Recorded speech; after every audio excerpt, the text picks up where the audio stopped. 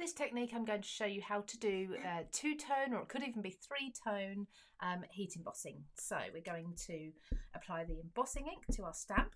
Again, I've got quite a bold stamp here. It really doesn't have to be. It can be quite a small and detailed stamp if you prefer. Making sure you really cover the stamp with the embossing ink. I'm just going to pop it onto this tag here. Okay, so what I'm going to do is take a gold and a silver. So a gold, first of all, doesn't matter what colours you choose, and I'm going to apply the gold diagonally about halfway along the sentiment, and then I'm going to tip it away from the wet ink, like so. Just got a bit of fluff or something in there, so just cover over that area again if need be.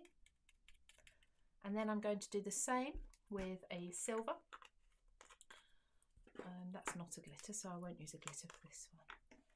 And then I'm just going to place it over this side and come away the other end. So you're not mixing the two. There we go. And then we can just melt those together. Make sure you remove any small pieces of powder that aren't on your image and heat those up.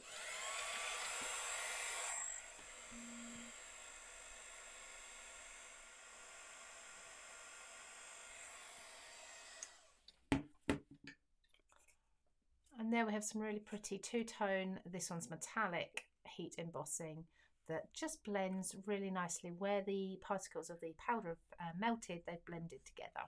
So it looks really, really pretty.